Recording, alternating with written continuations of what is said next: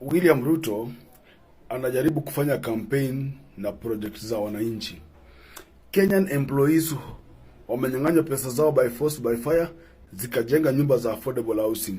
Saizi William Ruto anataka kukampeni na nyumba ambazo wafanyikazi wa Kenya wamejenga.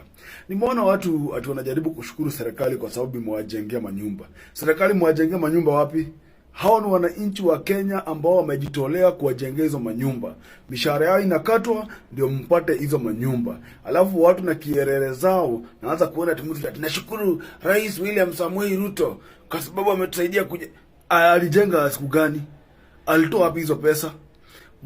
Wananchi wafanyikazi wa Kenya wamejitolea kwa hamu na gamu kuhakikisha umepata nyumba, alafu wewe na kierere yako unaanza kushukuru serikali. Hiyo ni kwa sababu mmekuwa brainwashed na Kasongo. Wananchi wa Kenya wenyewe wamejitolea kuwajengea hizo manyumba, si serikali ya Kenya. Ni mshahara yao inakatwa na wamefanya bidii sana kupata hizo pesa, na wanakatwa kwa payslip ndio ili hali wewe upate makazi ya kuishi. Alafu uko hapo hivi nyenyenyeshi kwa Kasongo amejenga siku gani? Kama si mfanyakazi wa Kenya haungekuwa umepata hizo nyumba. So it is evident that Wakenya si wabaya na Wakenya wanajua kutetea Wakenya wenzao. Serikali ndio inatuangusha. William Ruto atupatie miradi yake ya serikali ambaye amefanya.